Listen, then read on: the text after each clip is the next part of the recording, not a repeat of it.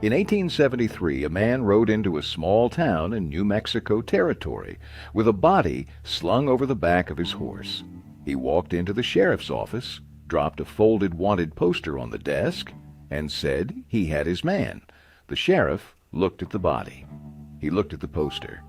The face on the poster and the face on the dead man were not the same face. The bounty hunter said they were. He collected his money and rode out before sundown. Welcome to Mystery Wild West. And what you're about to hear is not the version Hollywood ever put on screen.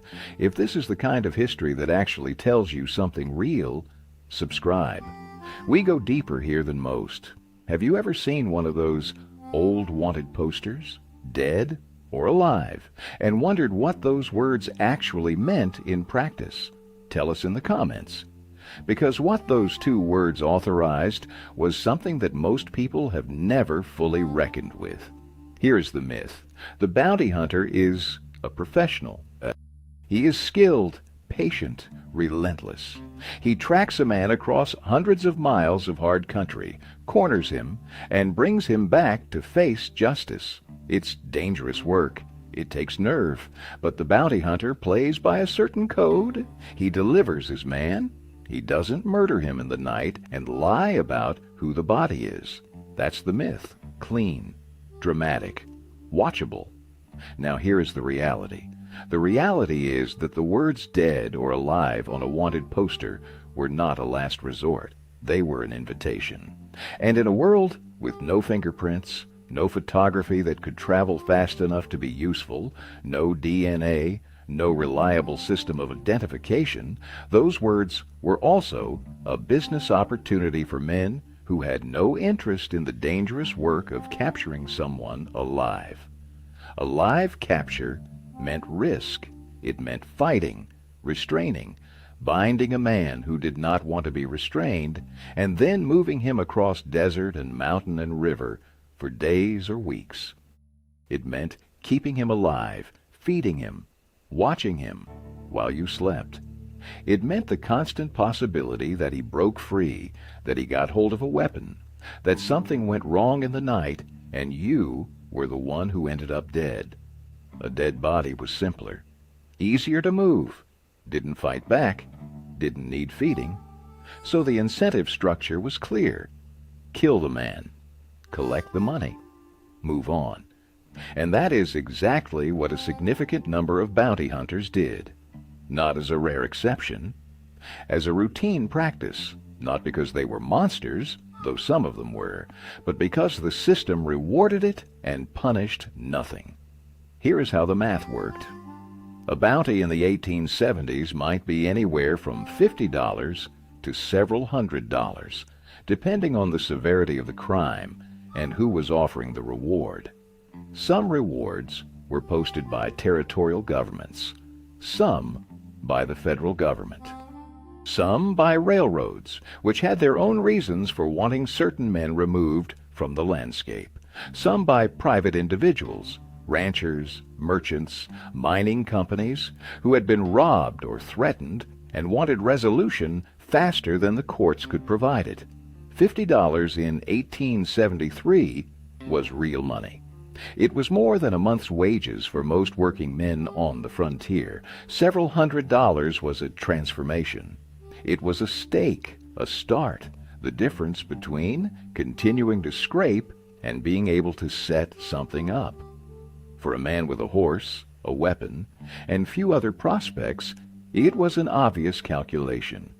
And the dead or alive clause meant the calculation never included the hardest part of the job. But here's the problem. And this is the part the myth never comes close to touching.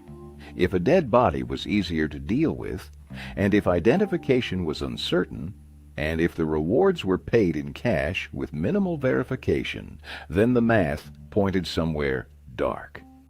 It pointed toward a practice that, when you read the accounts carefully, appears again and again in the historical record. The practice was this. A bounty hunter does not spend weeks tracking a wanted man through difficult country.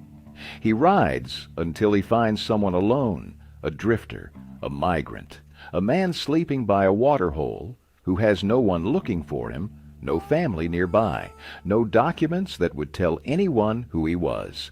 He kills that man. He disfigures the face enough that a precise identification becomes impossible. He rides into the nearest town with a wanted poster for a man roughly that height and build, and he says he has his man, dead, unidentifiable, and the bounty hunter is the only witness to his own claim. Think about what that means. A man who was guilty of nothing, who had no connection to any crime, ends up dead because his face was close enough to a description printed on a piece of paper, and the man who killed him needed money and understood that the system would not look too closely. That happened. It is documented in letters, in court records, in newspaper accounts from across the frontier period. Not as an isolated incident. As a recognized problem that multiple territorial governments and law enforcement bodies complained about and could never adequately address. And this is where things change, because the question is not just about individual wrongdoing. The question is about what the system was designed to do and what it actually did. The system of private bounty hunting in the American West was not created with careful safeguards. It was created out of necessity, or what the people creating it called necessity. Law enforcement was thin across enormous distances. Wanted men crossed territorial lines and effectively disappeared from any legal jurisdiction. Sheriffs and marshals could not pursue every fugitive. Someone had to. So the government handed the problem to private individuals and paid them for results. Results meant bodies, or at least the claim of bodies. And claims without a verification system were almost impossible to challenge.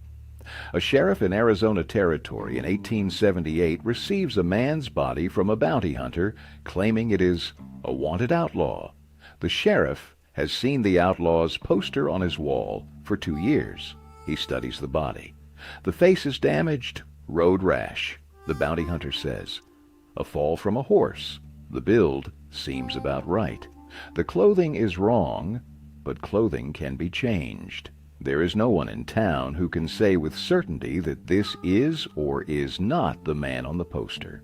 What does the sheriff do? He has no tools to resolve the question.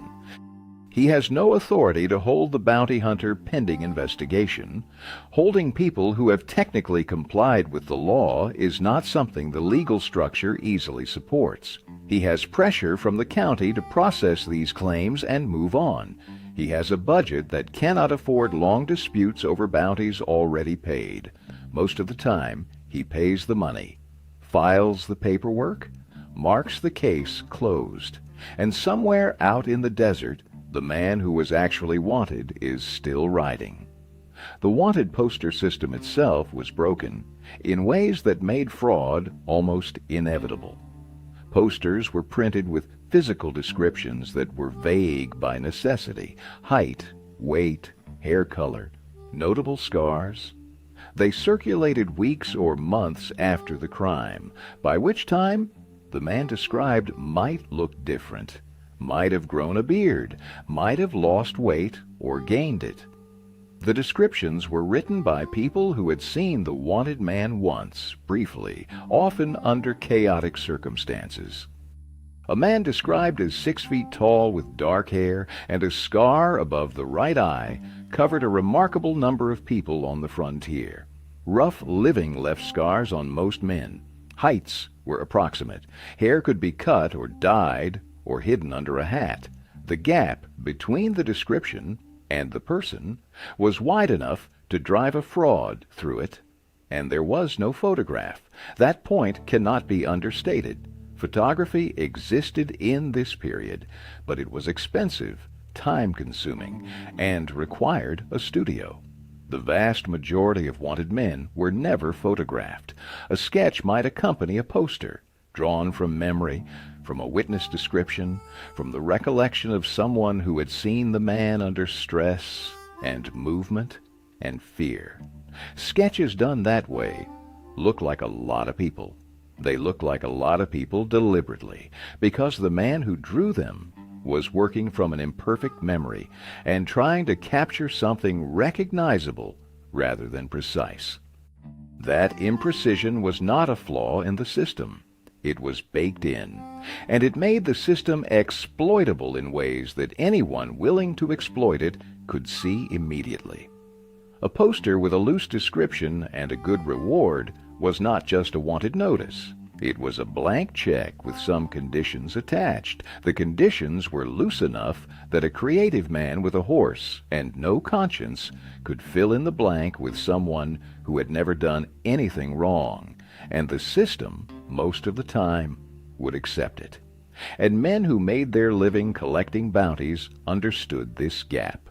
They understood it the way a tradesman understands the tools of his trade. They knew which descriptions were loose enough to be useful. They knew which sheriffs asked few questions and which ones were more careful. They knew what damaged a body in ways that explained disfigurement without raising obvious suspicion. This was not amateur crime. It was professional calculation.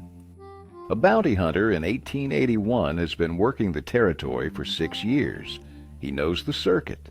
He knows which wanted posters are paying the most. He knows that a poster for a man described as medium height, brown hair, no distinguishing marks, last seen near the New Mexico border, is practically an open invitation. He knows where drifters camp in the dry season. He knows which water holes draw desperate men moving east or west with nothing but the clothes on their backs. He rides out in the morning.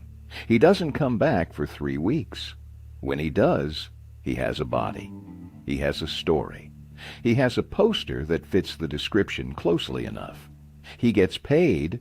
Nobody asks where he was for 3 weeks. Nobody asks who the man he brought in actually was. Nobody checks whether the wanted man has turned up somewhere else under a different name, which would be the most direct evidence that the body brought in was not him. Nobody checks because nobody has the resources or the motivation to check. The system was built for speed and efficiency, not accuracy. But it gets worse, because the bounty hunters who committed fraud were not the only problem in the system. There was another layer, one that the history has also mostly buried. The wanted poster business created a secondary market, a market for information, a market for false testimony, a market for the kind of accusations that could get a man's name on a poster in the first place. In a world where being wanted was a death sentence, because a bounty hunter might decide that collecting a live body was more trouble than it was worth, the power to put a name on a poster was an extraordinary power, and that power was exercised by people with motives that had nothing to do with justice. Getting a name onto a poster was not as difficult as it should have been. A complaint filed with a territorial marshal. An accusation backed by 1 or 2 witnesses willing to swear to something. A crime reported, and a description given that matched a specific inconvenient person. The legal thresholds were low because the resources were limited, and the assumption was that the system would catch errors downstream, in the arrest, in the trial, in the courtroom. But if the man was never brought back alive, there was no trial. There was no courtroom. There was just a body and a poster and a bounty hunter collecting his fee. The errors were never caught because the mechanism for catching them was killed along with the man they were attached to, and the people who filed the original accusations understood this. Some of them counted on it.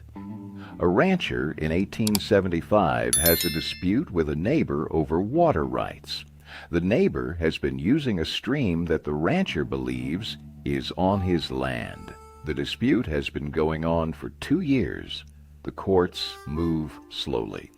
The neighbor refuses to yield. The rancher makes a trip to the territorial capital. He speaks to someone. He makes an accusation, theft or assault or something else that is hard to disprove. He provides a description that matches his neighbor closely enough. He pays for the printing of a poster. He rides home. He waits. He doesn't have to wait long. This is not a hypothetical. This is a pattern that appeared in territorial records, in letters of complaint to governors, in the court cases that occasionally resulted when the accused survived long enough to contest the charge. Land disputes, business rivalries, personal grudges, all of them found their way into the wanted poster system because the system had almost no mechanism for distinguishing a legitimate charge from a manufactured one. The accusation was enough. The poster was enough. And once a man's name and description were in circulation, he lived under a different kind of sky. Every stranger on the road was a potential threat. Every town he rode into might have his poster on a wall. Every man who looked at him twice might be calculating whether turning him in, dead or alive, was worth the risk. Here is a question worth sitting with. How many men in the history of the frontier West were killed not for anything they did, but for what they owned or what someone else wanted? How many of the bodies brought in for bounties were not outlaws at all, but men whose land or water or livestock had made them enemies of someone with enough money and connections to turn accusation into paper and paper into a death sentence? We don't know. We can't know. The record was built by the people who survived, and the people who survived were often the ones who ran the system. Let's talk about the men who actually worked as bounty hunters. Not the fictional versions, the real ones. Because understanding who took this work tells you something about what the work actually was. Some bounty hunters were former lawmen, men who had served as sheriffs or deputies, and then moved to the private side of the same work because it paid better and had fewer constraints. These men brought real tracking skills, real knowledge of the territory, real experience with violence. Some of them were genuinely effective at finding wanted men, and some of them, at least some of the time, brought those men in alive. But formal law enforcement experience was not required, not by any authority, not in any territory. A man who wanted to work as a bounty hunter needed nothing except a willingness to do it. No license, no training, no vetting, no background check.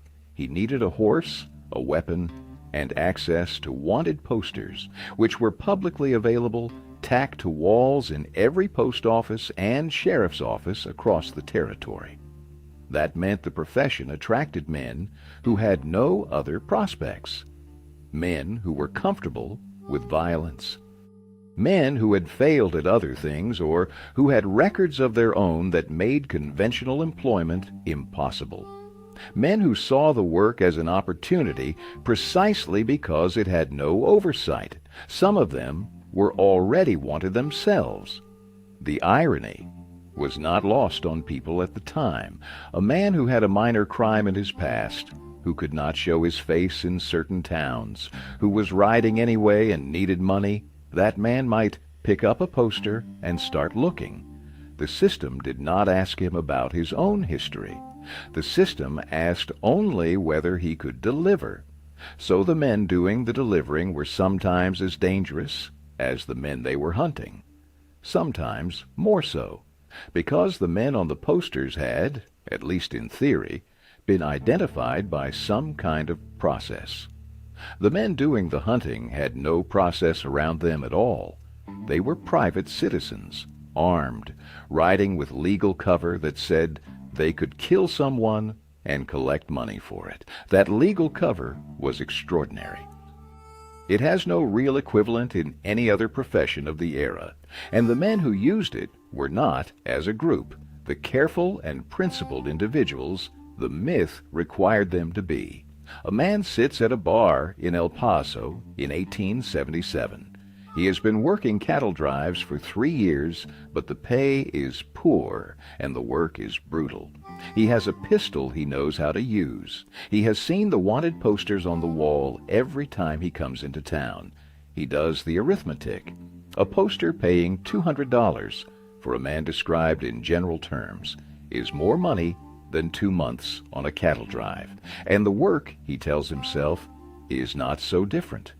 You track something, you find it, you bring it back. He tells himself he will do it right. He tells himself he will find the actual man. Maybe he does, the first time or the second time. But the arithmetic keeps working on him. And the first time he finds an easy opportunity, a man alone, no witnesses, a description that fits loosely, the arithmetic wins. That is not a story about one man's moral failure. It is a story about what the system selected for, a system that paid for results with no verification, selected for men who could produce results cheaply, which meant men who were willing to cut the corners that the system left unguarded. And this is where things change again, because there was a particular group of people who were disproportionately vulnerable to the worst of what the bounty hunting system produced. Migrants moving through the Southwest, men traveling without documentation, without local connections, without the social network that would make their absence noticed, were the easiest targets. A man alone in the desert, moving from one territory to the next in search of work, had no one to report him missing. No one to contest the identification if a bounty hunter showed up with his body. No one to say his name loudly enough for anyone with authority to hear it. Chinese laborers who had come west for the railroad and were now moving through the territory looking for any available work. Mexican workers crossing the border seasonally. Freed black men who had migrated west after the war. Indigenous men who had left reservation land looking for something better. These were the men who disappeared without creating the kind of absence that prompted questions. Their deaths were absorbed into the general noise of frontier violence, filed as resolved bounty cases, or not filed at all, just a body left in the desert that no one found, or found and didn't report, because reporting it created paperwork, and paperwork meant work, and the man had no name anyone recognized anyway. The frontier West had a specific relationship with disposability, with whose life created consequences when it ended and whose didn't. The bounty hunting system didn't create that relationship, but it used it efficiently in ways that left almost no trace in the official record. A group of workers camps near a water hole in Arizona in 1883. They are moving east, looking for seasonal labor. They have no connection to any crime. They have no names on any poster. But they are alone, and they are vulnerable.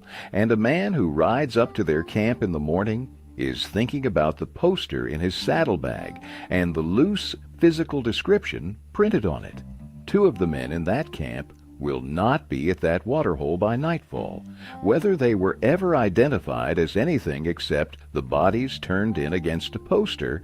That is almost certainly lost. The record closes there, and that closure is the system working as intended, not justice, closure. The file marked resolved, the bounty paid, the poster taken off the wall, someone, somewhere, noting that the case is done, moving on to the next one. The actual workers, the men with families somewhere, with names that someone was waiting to hear, with lives that had nothing to do with any crime on any poster, become footnotes in a record that describes them only as recovered outlaws, if they appear in the record at all. Most of them did not. This is the piece of the history that is hardest to write, because it left the fewest traces. The men who were killed to fill out a bounty claim were specifically the men whose deaths created the least noise. That was the selection. That was the logic. A death that created noise, that had witnesses, that had family nearby, that had a community that would ask questions and keep asking, was a dangerous death for a bounty hunter to commit. A death that created silence was a safe one. So the bounty hunters who were willing to do this work learned to find the silence. They learned to recognize it in a man's eyes the moment they rode up, the absence of the confidence that comes from knowing that people are watching out for you, the flatness that comes from being far from home and known by no one. That recognition was a skill, an ugly one, but a skill. But here's the problem with the entire conversation about bounty hunters in the West, and it is a problem that runs deeper than the individual frauds and the individual murders. The problem is that the structure that made all of this possible was not an accident. It was a choice made by territorial governments, by the federal government, by the men who controlled the land and the law in that era. They chose a system of private enforcement because private enforcement was cheaper than adequate law enforcement. It transferred the cost and the risk and the moral weight from the government to private individuals. The government got results without having to pay for the infrastructure of justice. Wanted men were found, or at least someone claiming to have found them showed up with a body. Cases closed. Budgets satisfied. The cost was paid by the people the system killed without accountability, by the families who lost someone and never knew why, by the men who spent years running from a poster that had nothing to do with anything they had done.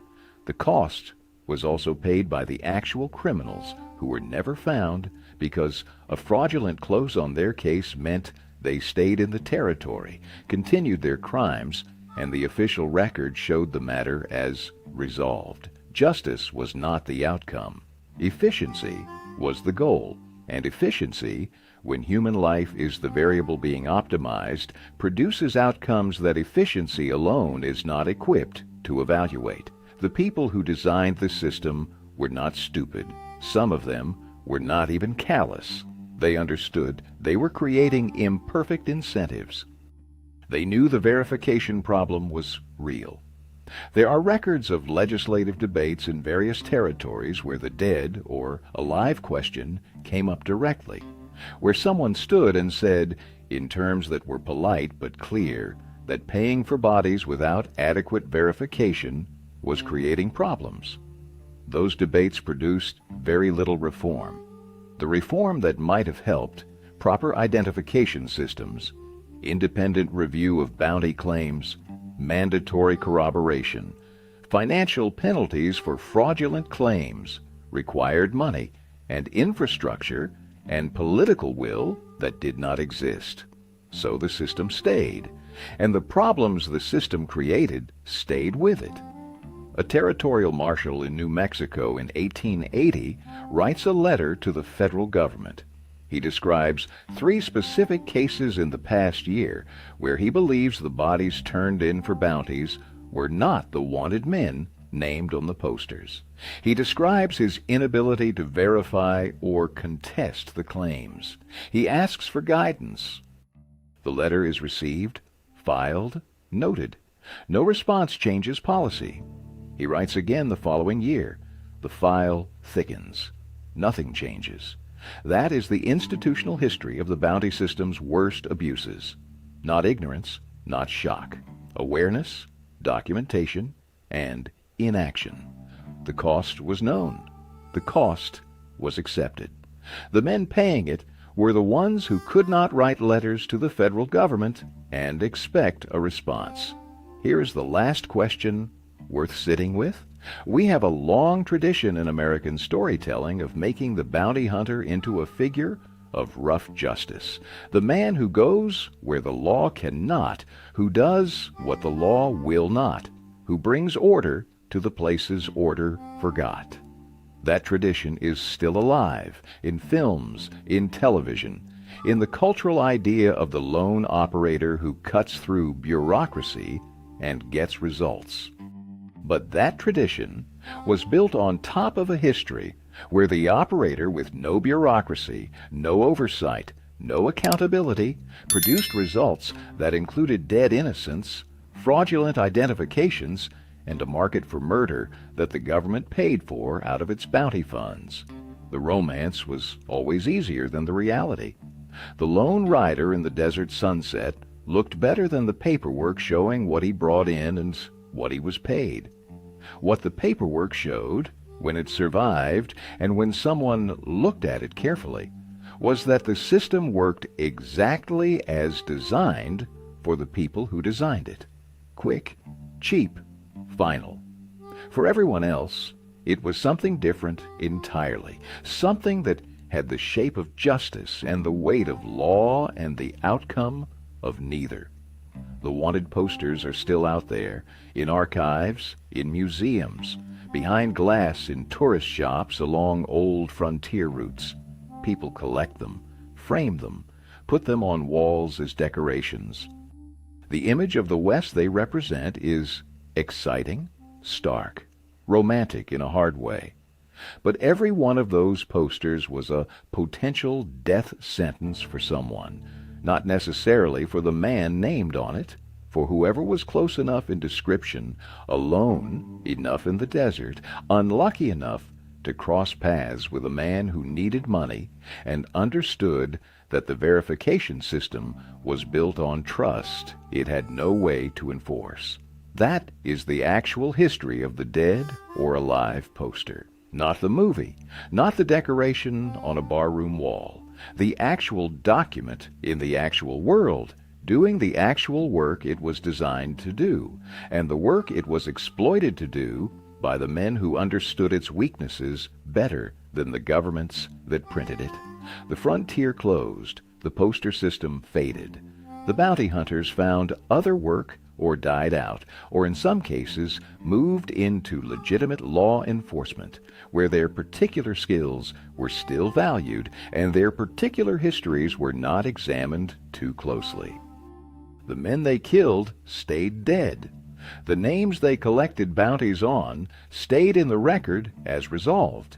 The actual outlaws who escaped because a fraudulent case closed their file stayed out there a while longer, until they died or were caught another way, or simply disappeared into the ordinary passage of time, and the system that made all of it possible was folded into the legend of the West, cleaned up, dramatized, made into something that looked like justice from a distance.